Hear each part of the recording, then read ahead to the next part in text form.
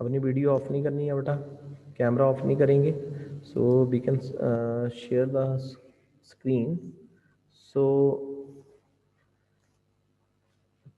In my last video we will discuss about laws of motions. ठीक है, तो laws of motion हमने read करे थे बेटा.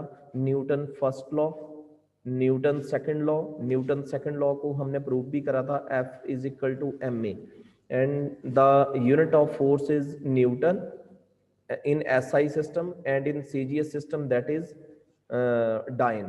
And you know 1 Newton is equal to 10 raised to power 5 dyne. अब बेटा ये देखो स्क्रीन में शेयर करा हुआ है, न्यूमेरिकल एप्लीकेशन दिया है, लिखा हुआ है when a moving bus suddenly stop passenger head get jerk in the forward direction. Why? Yes बेटा, जसविंदर अनम्यूट योरसेल्फ. सर क्योंकि जो हमारी बॉडी है वो पहले से मोशन में होती है, तो जब बस अचानक से रुकती है तो हमारी लोअर बॉडी तो बस के कांटेक्ट में होती है, इसलिए वो पहले रुक जाती है रेस्ट में आ जाती और है. हमारी अपर रेस्ट में आ जाती है और अपर बॉडी वही सेम मोशन में रहने की कोशिश करती है, इसलिए वो आगे को आगे जाती है। Very very good Jasvinder. आगे बेटा सेकंड क्वेश्चन है, when a stationary bus, similar that question, same reason. ये देखो लिखा है ना, when a stationary bus suddenly start moving the passenger head jerk in the backward direction. तो बैकवर्ड डायरेक्शन में क्यों गिरेगा बेटा? That's the same reason. ठीक है. अब बेटा on hitting used a mattress by a stick dust particle comes out. जैसे बेटा कारपेट है, अनम्यूट योरसेल्फ बेटा. कारपेट है, कारपेट के ऊपर अगर आप बेटा स्टिक के साथ हिट करेंगे तो डस्ट पार्टिकल बाहर की तरफ निकलते हैं और डस्ट पार्टिकल जो है सेम मोशन में मूव करते हैं. क्यों करते हैं? सर क्योंकि जब हम स्टिक से एक्सटर्नल फोर्स अप्लाई करते हैं तो जो पार्टिकल्स है उनमें भी मोशन आता है और वो कारपेट से बाहर आ जाते हैं. that move in a constant velocity. So next fourth question, in order to catch a moving bus safely we must run forward in the direction of motion of a bus. ये बोलता है जैसे अगर बस सर चल, listen carefully, yes बस जो है चल रही सर है, लिसन बेटा, बस चल रही है, आपने बस से जंप करना है, मतलब बाहर की तरफ, रनिंग बस से जंप करेंगे आप, तो बेटा आप किस डायरेक्शन में भागेंगे? बस वाली डायरेक्शन में भागेंगे कि बस की बैकवर्ड डायरेक्शन में भागेंगे? सर बस की डायरेक्शन में. हाँ, अगर आप बैकवर्ड बस के अपोजिट भागेंगे तो गिर जाएंगे, गिरेंगे ना, सिर के यस बाहर सर. गिर जाएंगे. Yes sir. So next, there is an fifth question. Whenever it is required to jump off a moving bus, similar question I can ask you. Whenever it is required to jump off a moving bus, it must always run in the short distance after jumping on the road to prevent us falling in the forward direction. So beta, here is the key concept. In the absence of external force, velocity of the body remain unchanged. ध्यान से समझना है ये बेटा concept. जैसे मैंने बोला कि एक कार है, car moving on the state highway, car जो है स्टेट हाईवे में मूव कर रही है, it move with a constant velocity, suppose it move with A 60 kilometre per hour. तो क्या आप उसके ऊपर कोई एक्सटर्नल फोर्स अप्लाई कर रहे हैं कि नहीं कर रहे हैं? हाँ जी. No sir. नो. अगर कल मैंने बताया था आपको न्यूटन फर्स्ट लॉ में कि अगर आप कार की स्पीड कांस्टेंट है तो बेटा आप कोई एक्सटर्नल फोर्स अप्लाई नहीं कर रहे हो. इफ वी इंक्रीज और decrease the speed of the car we can apply an external force. ठीक है. और अगर हमने बेटा कार की डायरेक्शन चेंज करनी है then we can apply again a external force. Is it clear बेटा जसविंदर?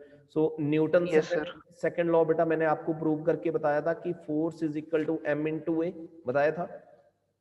तो उसकी मैंने यस सर. उसकी मैंने बेटा आपको एसआई और सीजीएस यूनिट्स भी बताई थी. अब आज यस हमने सर. एक बेटा बहुत बेसिक कंसेप्ट एक अंडरस्टैंड करना है. ये देखो ये लिखा है फिजिकल एप्लीकेशन.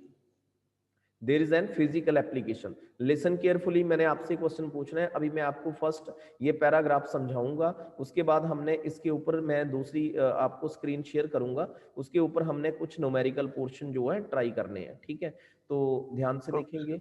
हाँ ध्यान से देखना है यहाँ पे. ये देखो फर्स्ट ये लिखा है case 1, body kept on horizontal plane is at rest. ये हॉरिजॉन्टल प्लेन है और इसके ऊपर एक ब्लॉक रखा हुआ है और ये रेस्ट में है।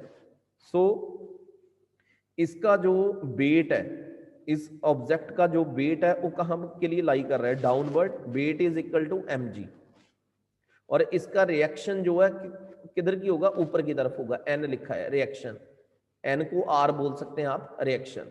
तो बोलता है फॉर वर्टिकल डायरेक्शन, यहाँ पे वेट आएगा डब्ल्यू की जगह, weight is equal to mg since body is at rest.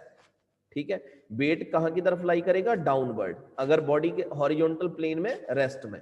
अब दूसरे पॉइंट में बोलता है body kept in horizontal plane and accelerating horizontal under the action of external force. अब बेटा इस सेकंड केस में इस बॉडी के ऊपर मैंने एक्सटर्नल फोर्स अप्लाई करी और इसको मैं राइट साइड की तरफ पुश कर रहा हूं। Body kept on horizontal plane is accelerating horizontal under single horizontal force।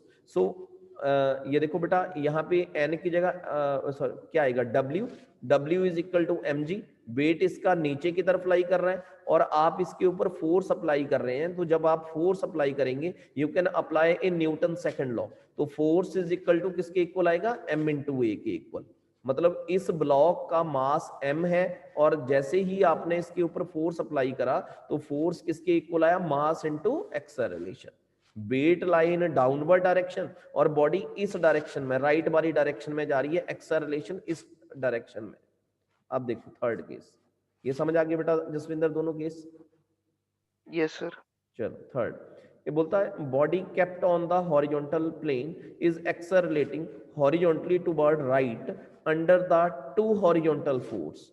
Means ये बॉडी यहाँ पे रेस्ट में है पहले, वेट इसका डाउनवर्ड है, एक बंदा फोर्स इस डायरेक्शन में लगा रहा है और एक इस डायरेक्शन में लगा रहा है। बोलता है for vertical direction weight is equal to mg, body is at rest, so horizontal direction f1 minus f2। अगर बेटा दोनों की फोर्स इक्वल रहेगी इस केस में, F1 और F2, सपोज इस साइड से कोई बंदा इस ब्लॉक को खींच रहा है, वो फोर्स लगा रहा है 1 न्यूटन, और इस साइड से भी बंदा इस ब्लॉक को खींच रहा है, वो भी फोर्स लगा रहा है 1 Newton, then object is stationary. Object stationary रहेगा, does not move at that point. So F1 minus F2 is equal to m into A.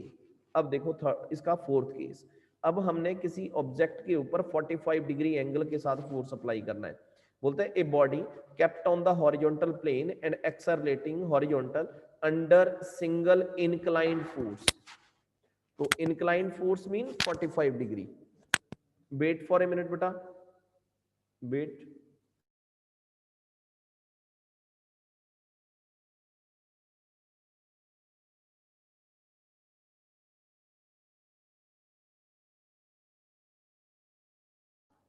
Yes बेटा, सो इनक्लाइंड का मतलब होता है बेटा 45 डिग्री। जैसे हमने प्रोजेक्टाइल भी रीड करा कि प्रोजेक्टाइल के ऊपर जब हम फोर्स अप्लाई करते हैं या किसी ऑब्जेक्ट को थ्रू करते हैं, बॉल को थ्रू करते हैं, तो we can throw the object with an 45 degree angle.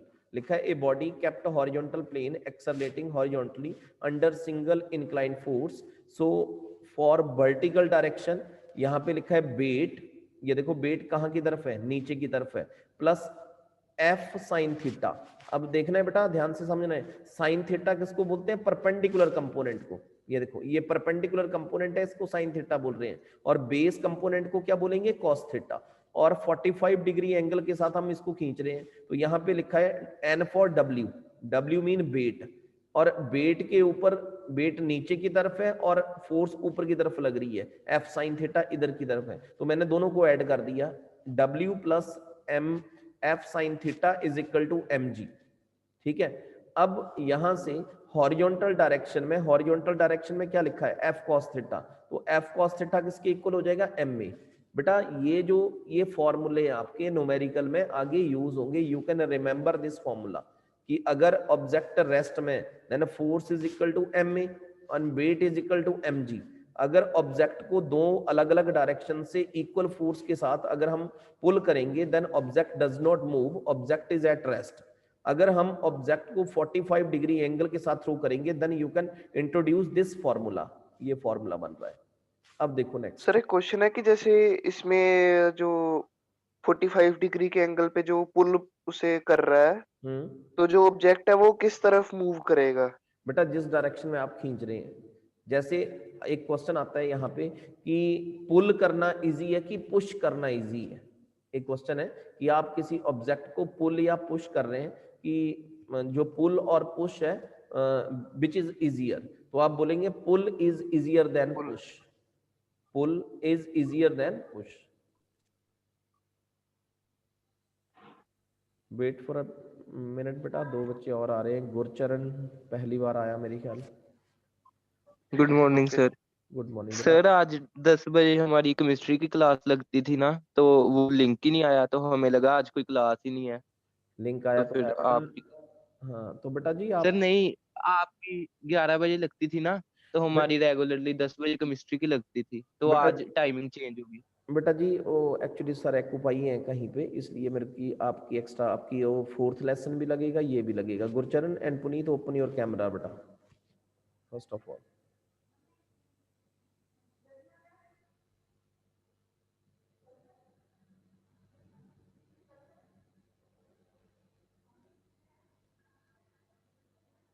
Puneet Singh open your camera बेटा।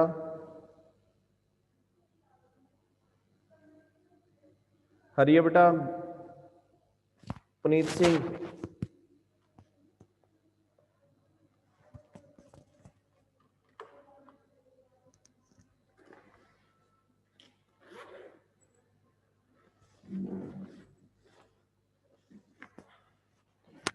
Puneet, are you listening beta?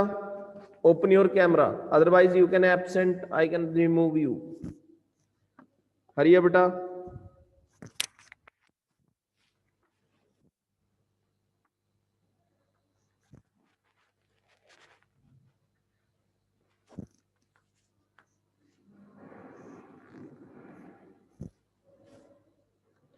भाई जी जल्दी आया करो भाई, इतना टाइम। तो चलो बेटा ये बता सर रहा आज था। हाँ जी, आज क्या हुआ? आज क्या सर्दी है ज्यादा है? सर केमिस्ट्री की क्लास होती थी रोज, इसलिए। अच्छा, इसलिए लेट लगाते थे केमिस्ट्री की क्लास? सर नहीं नहीं, केमिस्ट्री का लिंक ही नहीं आया, हमें लगा क्लास ही नहीं है। बेटा तो उस टाइमिंग का मेरा लिंक आया तो है, उसी टाइमिंग का मेरा लिंक है। चलो बेटा यहां से एक और चीज अंडरस्टैंड करना है। जसविंदर को मैंने बता दिया बेटा यू आर लेट, तो we can share the another screen, so wait for a minute. हाँ जी बेटा ये देखो, अब थोड़ा सा मैं और आपको जसविंदर को मैंने बता दिया, एक टॉपिक हम रीड करेंगे यहाँ से। तो एक हमारे पास टॉपिक आता है बेटा मोमेंटम। कल भी मैंने शायद आपको बताया था कि momentum is denoted by P, and momentum is equal to किसके इक्वल होता है बेटा? मास इनटू वेलोसिटी के इक्वल होता है। हमने कल न्यूटन के दो लॉ रीड कर लिए थे, Newton first law and Newton second law. then after that there is an momentum is equal to mass into velocity.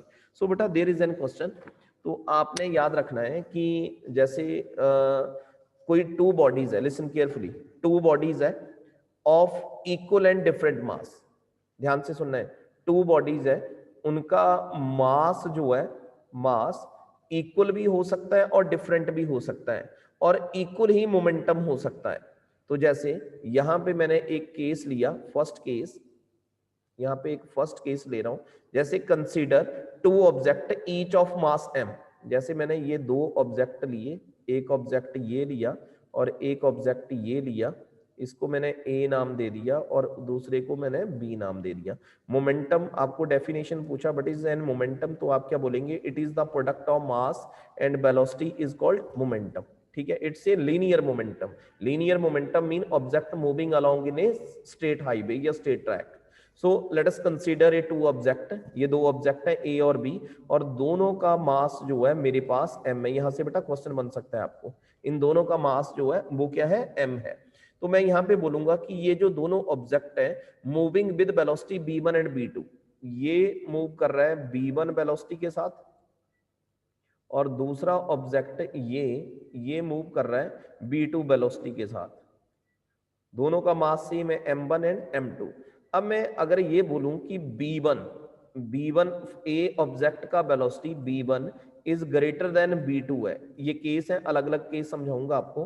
अगर b1 is greater than b2, velocity of A object is greater than velocity of B object. तो यहां से अगर मैं momentum लिखूंगा P1 is equal to क्या लिखूंगा बेटा, मास सेम है तो it mean it is equal to m into B1, m into B1।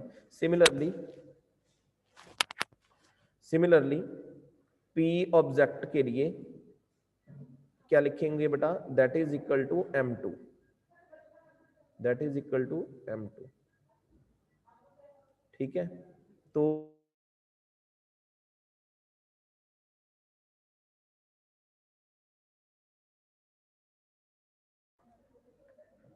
One object के लिए लिख दिया मैंने MB1 एंड सेकंड ऑब्जेक्ट के लिए लिख दिया मैंने MB2। दीदी मैं एक कप और पा दूं। हाँ हाँ जी बेटा, अब मैंने यहाँ पे बोला कि B1 is greater than equal to B2। ये फर्स्ट बॉल का मोमेंटम आ गया, ये सेकंड बॉल का मोमेंटम आ गया। अब मैं क्या करूंगा बेटा, P1 अपॉन P2 मतलब दोनों के मोमेंटम को कंपेयर करूंगा। P1 upon P2 is also equal to किसके इक्वल आएगा बेटा, MB1, ध्यान से सुनना है बेटा, MB1 upon MB2, MB1 upon MB2। It means m remain cancel out, m cancel हो गया यहां से। इट मीन्स अब यहां से बेटा क्या बोल सकते हैं कि momentum of first ball P1 is greater then momentum of second ball. बोल सकते हैं बेटा, बोल सकते हैं ना, P1 ऊपर है, ये टर्म बड़ी है और ये टर्म छोटी है। सिमिलरली मैं क्या बोल सकता हूं, B1, हाँ जी बेटा, B1 is always greater than equal to क्या बोल सकता हूं, B2 बोल सकता हूं। ये आपका फर्स्ट केस है, याद रखना है मोमेंटम। मैंने क्या बोला कि यहाँ पे let us consider a two object each of mass m and two object moving with velocity B1 and B2। तो मैंने क्या करा, मोमेंटम को सॉल्व कर दिया A और B। तो यहाँ पे बोलूंगा momentum of A is greater than equal to momentum of B and velocity of A is greater than equal to velocity of B। ठीक है, अब अगर यहां से मैं ये बोलूं, when the consider a heavier object M1 and A lighter object M2। अगर सेकंड केस में यहां बात करूं मैं कि ये अलग अलग केस है बेटा, आपको क्वेश्चन आएगा इसके ऊपर, ध्यान से सुनना है ये। अगर मैं यहाँ पे ये बोलूं कि एक यहाँ पे एक हैवियर ऑब्जेक्ट है A, ये भारी ऑब्जेक्ट है A जिसका मास मैंने कंसीडर कर लिया M1, पहले दोनों के मास सेम थे, और एक मैंने object consider lighter object consider कर लिया यहाँ पे B जिसका मास बेटा M2 है। अब मास डिफरेंट हो गया, अलग अलग केस बता रहा हूं, ठीक है। और दोनों ऑब्जेक्ट जो हैं it can move with velocity B, ये दोनों ऑब्जेक्ट B वेलोसिटी के साथ मूव कर रहे हैं, ठीक है।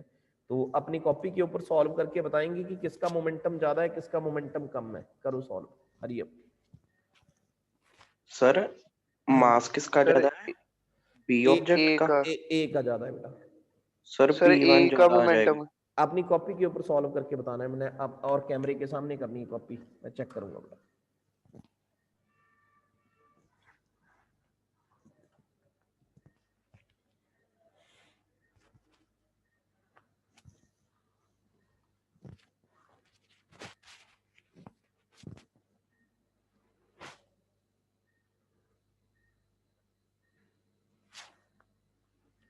क्या लिखेंगे बेटा यहाँ पे, P1 upon P2 is equal to M1V upon M2V। V से V कैंसिल हो जाएगा, M1 अपॉन M2 आ जाएगा। M1 ग्रेटर देन M2 है, वेरी तो good, P1 greater than P2 हो जाएगा। Very good. ये देखो P1 अपॉन P2, यहाँ पे क्या आ गया, M2 upon B, M2 upon B, B remain cancel out. So इसका मतलब क्या हुआ कि P1 is greater than P2। First ball का मोमेंटम ग्रेटर है सेकंड से, तो फर्स्ट बॉल क्या थी, हैवियर बॉल, भारी थी, और सेकंड बॉल क्या थी, lighter. So M1 mass is greater than equal to किसके इक्वल आएगा बेटा, M2 के इक्वल आएगा। एक थर्ड केस और बोलता हूं, लिखो, लिखेंगे अपनी कॉपी के ऊपर बेटा, लिखो, consider two object having, consider two object having equal linear momentum. Consider two objects having equal linear momentum. अब दोनों का मोमेंटम इक्वल कर रहे हैं।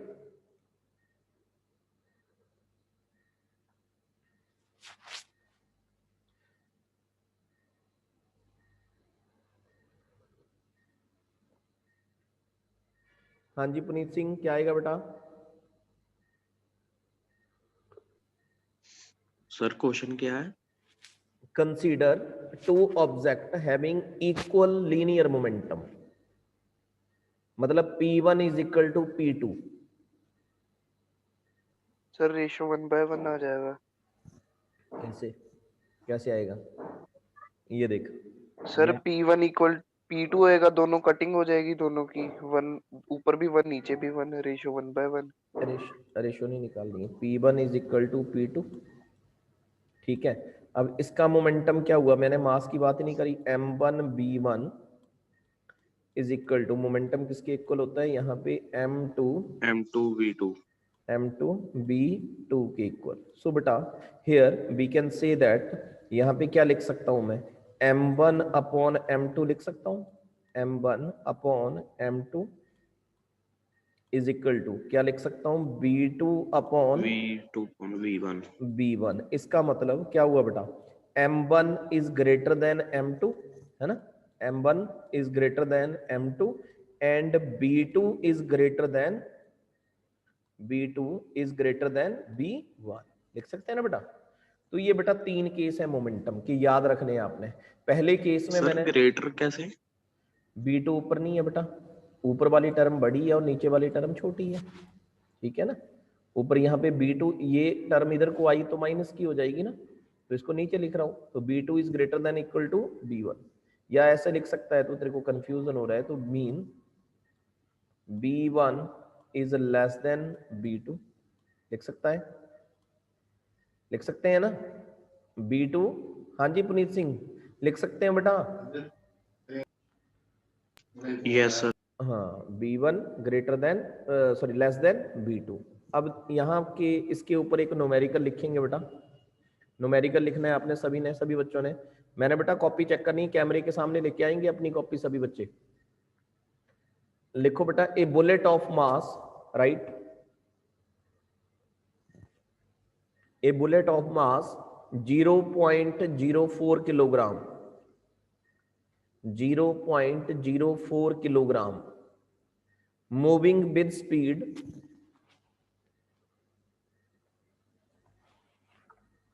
moving with speed 90 meter per second, 90 meter per second, enters a heavy wooden block, enters a heavy wooden block and is stopped after a distance, and is stopped after a distance of 60 centimeter, 60 centimeter. What is the average resistive force, what is the average resistive force exerted by the block, exerted by the block on the bullet? जल्दी करना है बेटा जी। Sir speed बताना कितनी थी? Speed एक बार repeat कर रहा हूं। A bullet of mass 0.04 kilogram, moving with speed of 90 meter per second, enters a heavy wooden block and is stopped after a distance of 60 centimeter, 60 centimeter. What is the average resistive force exerted by the block on the bullet? Copy देखनी है मैंने सभी की, कैमरे के सामने करना है बेटा अपनी कॉपी जब आपका हो जाएगा, और हो जाएगा तो थम्स अप भेजना है, बताना नहीं किसी को।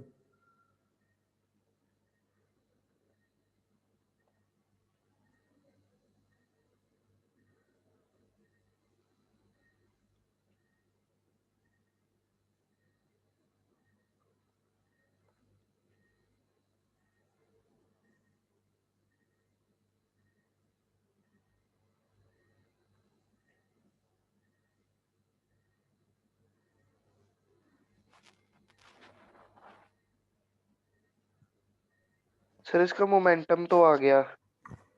बेटा जो चीज पूछी है वो निकाल, मोमेंटम तो बात ही नहीं करी है इसने,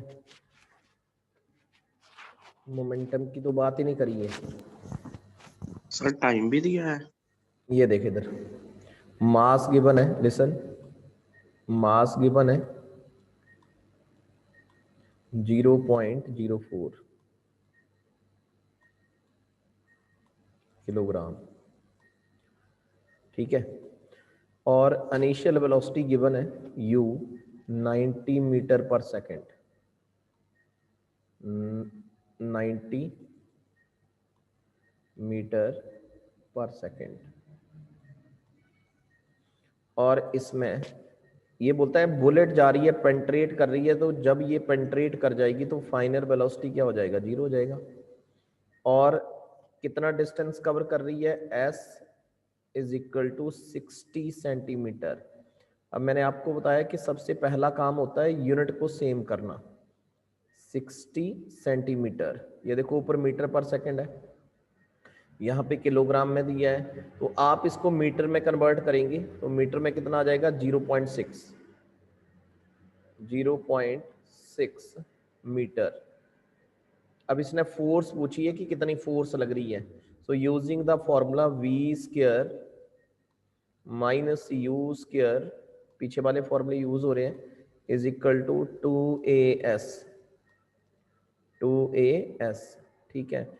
यहाँ पे फाइनल वेलोसिटी 0 का स्क्वायर हो गया बेटा, इनिशियल सर वेलोसिटी 540 आ जाएगा।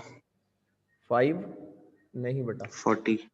पहले बेटा रिटार्डेशन निकालनी है, a निकालना है आपने ना।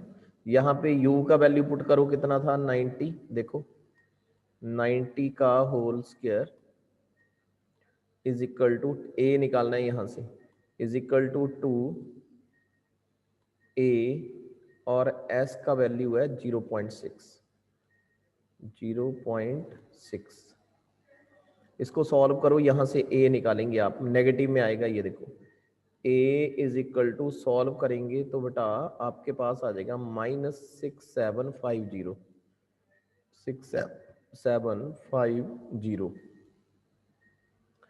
एक्सा रिलेशन निकाल रहे हैं, किस में आएगा, मीटर पर सेकंड स्क्वायर, ठीक है जी। अब हमने क्या निकालना है इसके बीच में, रिटार्डेशन, रिटार्डेशन मीन फोर्स निकालनी है, तो फोर्स इज इक्वल टू किसके इक्वल आ जाएगा, तभी तो मैंने थोड़ा डिफरेंट क्वेश्चन डाला कि आप क्या करते हो, m/a, न्यूटन का सेकंड लॉ लगा। अब ये देखो ये भी बेटा किस में दिया है, किलोग्राम, मीन 0.04 मल्टीप्लाई बाय कितना आ जाएगा, माइनस, मैग्नीट्यूड में निकालना है इसको, मैग्नीट्यूड में निकालेंगे, मीन 67, मैग्नीट्यूड का मतलब होता है all the term in positive form, ये 0, इसको सॉल्व करेंगे, ये आ जाएगा आपके पास 270 न्यूटन। फोर्स निकालने, कल भी बताया था, फोर्स का SI यूनिट क्या है, न्यूटन। अगर ये देखो इधर, ये ग्राम में दिया होता, ये सेंटीमीटर में दिया होता, ठीक है, ये तो पहले सेंटीमीटर में था, तो यहाँ पे मैंने यूनिट जो लगानी थी वो कौन सी लगानी थी, डाइन। अगर सभी यूनिट CGS में दी होती तो यहाँ पे यूनिट किस में लगाता मैं, डाइन में, dyne is the CGS unit. चलो एक क्वेश्चन और लिखो बेटा, एक क्वेश्चन और लिखेंगे, हरी अप। अब आपने करना है, मैंने हिंट कोई नहीं देना है बेटा आपको।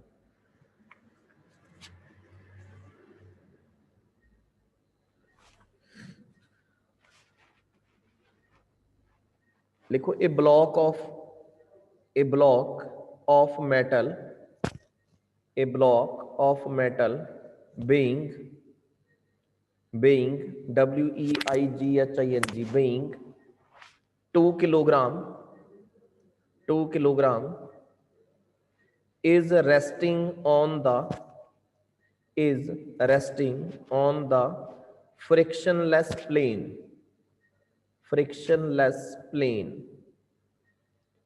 it is struck by a jet, jet releasing water at the rate of 1 kilogram per second, 1 kilogram per second, and at a speed of 5 meter per second, 5 meter per second. Calculate the initial acceleration of the block. Calculate the initial acceleration of the block. चलो बेटा 2 minute दे रहा हूं, जल्दी करेंगे। और बेटा 4th lesson भी आपने अटेंड करना है। मैं 4th लेसन में भी मैं भी लिंक भेज रहा हूँ आपको। 4th लेसन भी है मेरा, अटेंड करना है, उसमें आगे थोड़ा सा चलेंगे हम। सर आखिरी में क्या था? Calculate initial acceleration of the car, a निकालना है।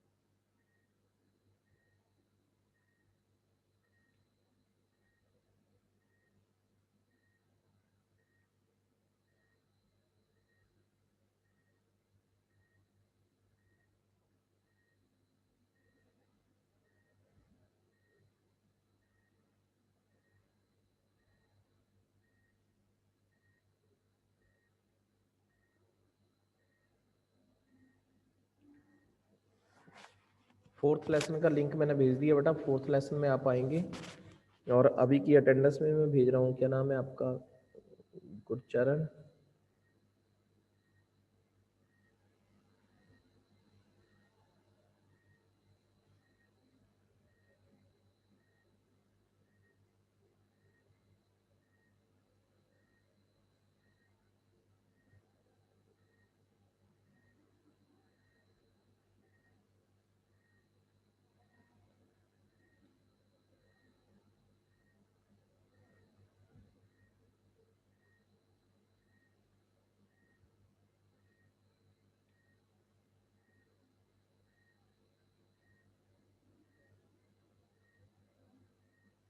हाँ जी बेटा पुनीत सिंह।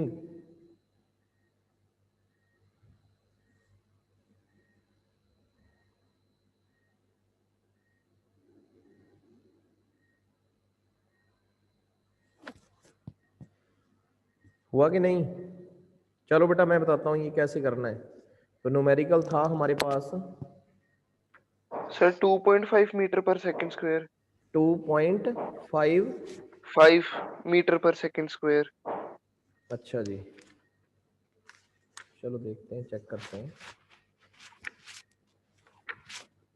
और बाकी बच्चे बेटा, क्या नाम है इसका? गुरचेत बेटा।